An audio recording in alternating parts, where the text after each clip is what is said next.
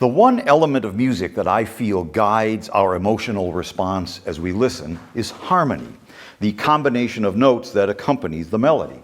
I'm a harmony guy. When I first hear a new work that I don't know, it's the harmonic language that I really focus on, that sometimes will put that work into the must-have category. And there have been countless complicated studies done on how music affects our emotions. And whether we realize it or not, harmony has a great deal to do with it.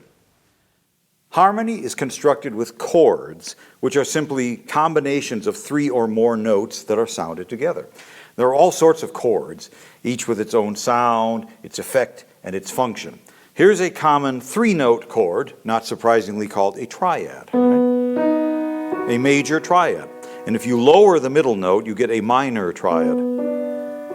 And the distance between the individual notes we refer to as intervals. So if the distance between the bottom note and the top note, 1, 2, 3, 4, 5, if it's 5 notes, this interval is called a fifth. If you take the top note up 1, we now have a sixth. If you take it up again, you have a seventh. And if you fill in all the notes between these two, you get a lovely major 7th chord. More on that in the next episode. So harmony gives context and shape to the music, from individual chords to the entire architectural design. Now, to give you an idea, you'll enjoy this, of the power and the effect of harmony, let's take a simple, very basic ascending melody. Let's begin on E, okay? And here is as simple and predictable as a melody you could imagine.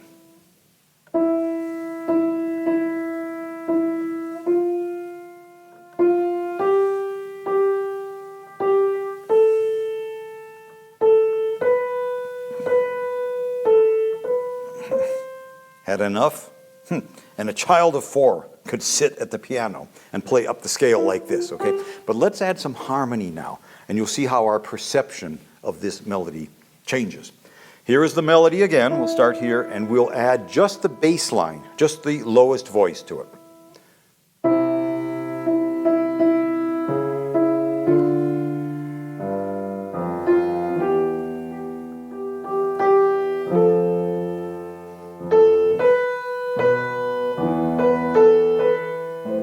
So now we have some context. We have a sense of grounding, some polarity between the top voice and the lowest voice.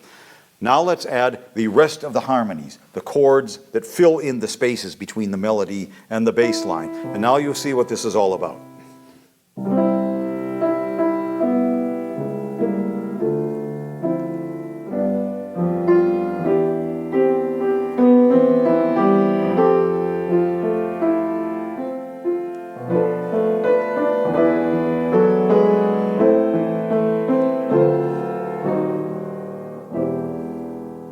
I could just keep going.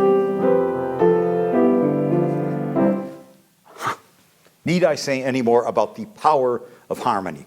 This is Irving Berlin's great anthem, Give Me Your Tired, Your Poor, from 1949. And if you take Berlin's deceptively simple melody, its harmony, and add a dynamic arrangement, it might sound like this.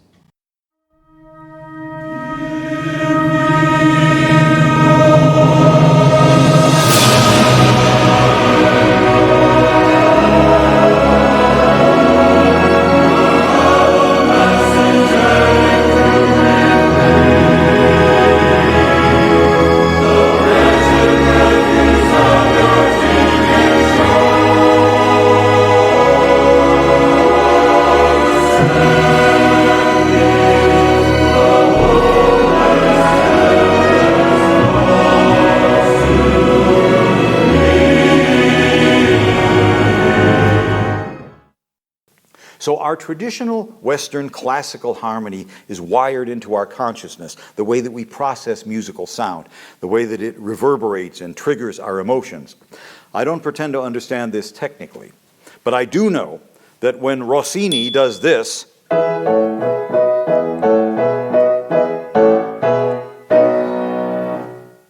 know you can't stop there, okay? It must resolve to this.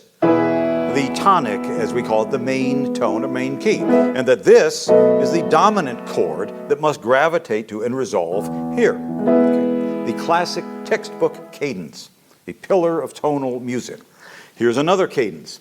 In the Ninth Symphony of Franz Schubert, in the first movement, okay? He really takes us around the block harmonically a couple of times. All right, we're in G major, okay? Before he actually resolves back to G major. Okay, here's what we get.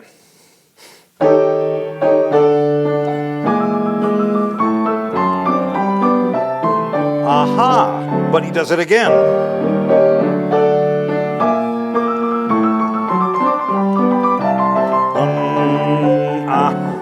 There it is. Okay, it takes a while to figure out where it's all going, but our acquired sense of harmonic movement, it gradually kicks in, and we know what is happening, okay? Here it is now, as Schubert wrote it for full orchestra.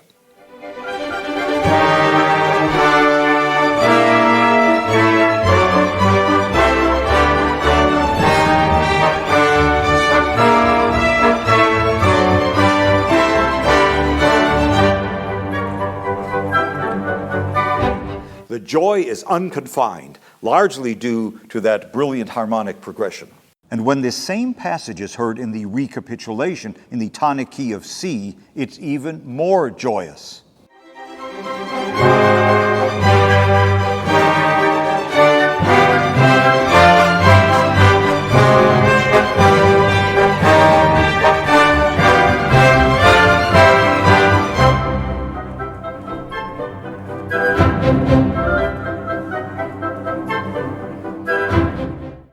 Now that we're on a roll, here's another example of the way in which harmony can enhance a melody and the way we respond to it.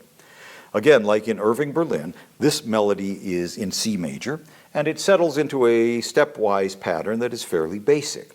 But this time, the music is by Mozart from his final symphony, number 41, the Jupiter, from 1788. In the slow movement, there's a melody, a rather long, winding one, that seems fairly simple by itself, almost predictable as it descends and sort of threads its way along. It's this melody.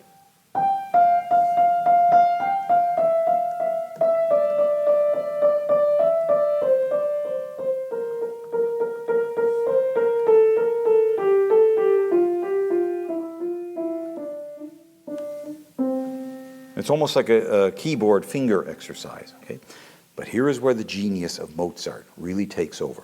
Here is how he harmonizes this melody. Every beat takes a new twist and intensifies and almost physically lifts us as it unfolds, even though the melody is descending.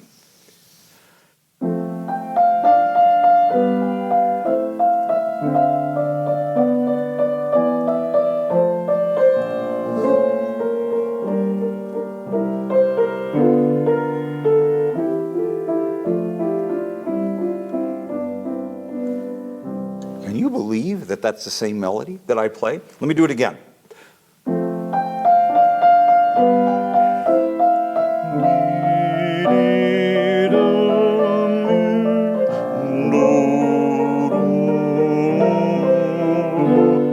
I love that.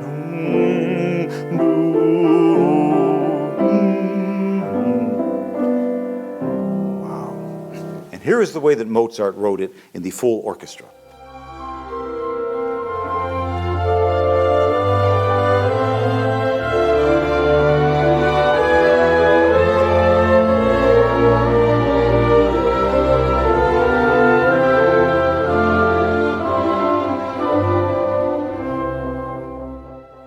To me, this is stunning.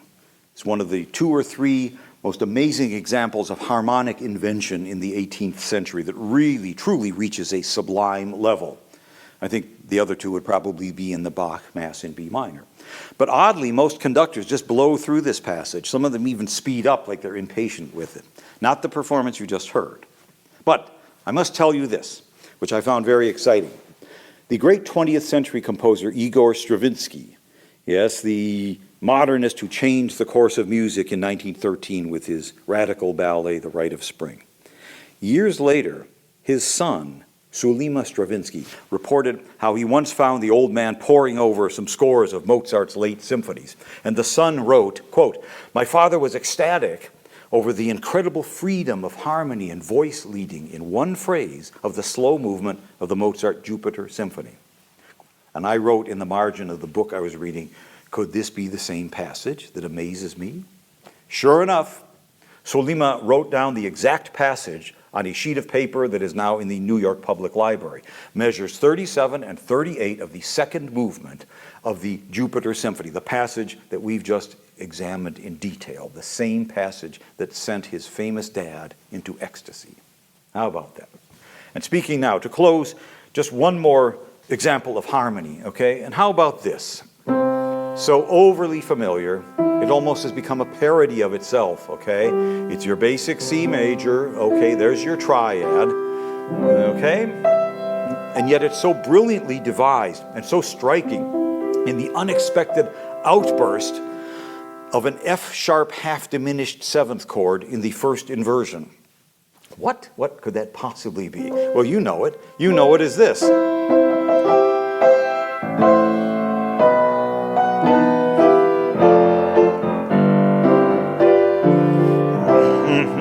What a magnificent progression, written in 1842, the sheer genius of Felix Mendelssohn. To B7 and an E minor with an appoggiatura, to a D minor in the first inversion, to C major. Try to clear your memory of every cartoon or bad TV sitcom that has used and abused this music, and try to hear it from a fresh perspective.